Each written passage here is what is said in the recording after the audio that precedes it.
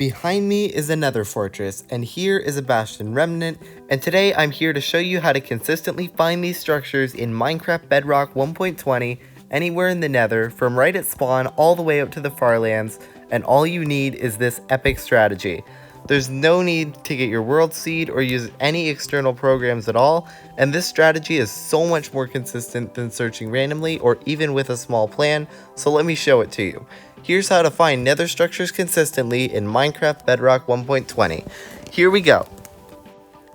On your screen right now is a visual representation of how Nether fortresses and Bastion remnants generate in Minecraft Bedrock Edition since the 1.16 Nether update based on coordinates, which is the same way as they're generated today. There are two important things to notice about this chart. The first is the black lines that create boxes on this chart. These boxes are otherwise known as quadrants, and one Nether structure, fortress or bastion, can generate in each one. The second thing to notice is the green and red colors. The structure can only generate in the green area, so I created a very effective strategy using these two facts that almost always allows you to find these structures wherever you are using just a bit of very simple math. Here it is. First, you'll need to turn on the world setting Show Coordinates. This shows your position in the world, and it is allowed in Minecraft speedrunning where you're racing against the clock, so it's perfectly reasonable to use in a single player or multiplayer world. With these showing in your world, notice that the size of each box or quadrant on the chart shown earlier is 480 blocks by 480 blocks. So what you want to do is divide your x coordinate by 480. You'll almost certainly get a decimal answer, but you'll round to the nearest whole number answer and multiply that back by 480. The answer you get tells you the x coordinate to start from. Repeat the process for the z coordinate. The y elevation coordinate doesn't really matter, but try to stay between y32 and y80 while searching, so you'll actually see any structures you come across. Here's an example. I'm roughly at coordinate 0, 0. Divide 0 by 480 and you get 0, and when you multiply it back by 480, you still get 0, which indicates that x coordinate 0 is a good starting place. The z coordinate being 0 means it's the exact same answer, so I'll start at 0, 0. From this starting point, you'll check 9 coordinate points within the green area of the quadrant. To check the first point, add 104 to both of your starting coordinates. This means the first point I'll check is approximately x104, z104. For the other ones, add 208 or 312 to one of the starting coordinates. If you use all the combinations, this results in 9 coordinates to check within each quadrant, including 104, 104, 208, 104, 312, 104, 104, 208, 208, 208, and so on.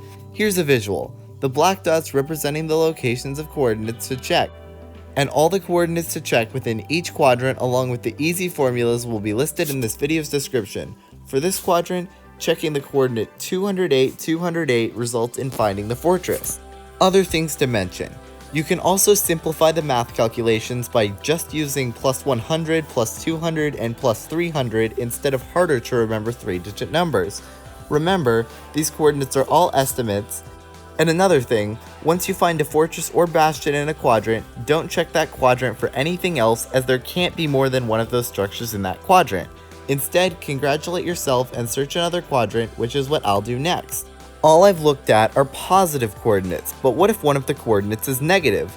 Use the 480 rule again. For the x coordinate, 480 to the power of -1 equals -480, and the z, well, anything times 0 equals 0. So if we use that, I'll start searching at the quadrant coordinates closest to me, which are -168 and 104 as shown by the formulas on screen. And what was there? A fortress. Easy.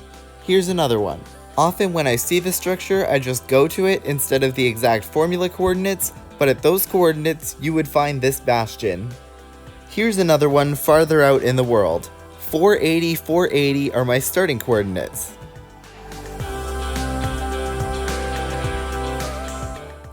Here's another bastion I found using this strategy.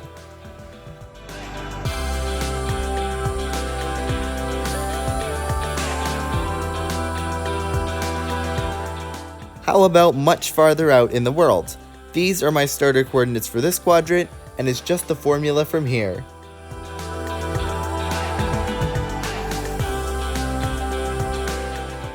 And here's the final challenge, searching a quadrant 100,000 blocks away from the world origin at 0, 0.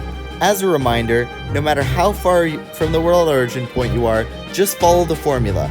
480 times the number of quadrants away plus 104, 208, or 312.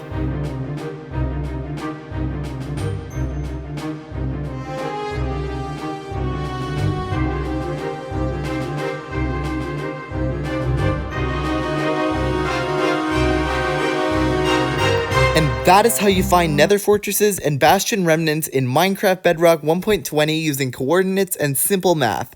As a reminder, all of the coordinates you need are located in the description. If you have any questions about this or just appreciate this tutorial and want to let me know, please share your thoughts in the comments. I respond to everyone and would love to see discussions taking place. If you want to see this type of concept applied on another Minecraft structure, I present to you all my end city finding tutorial with nearly 10,000 views, and it would mean so much for me to have that video reach the insane 5-digit view milestone. Thank you everyone, and have a great day.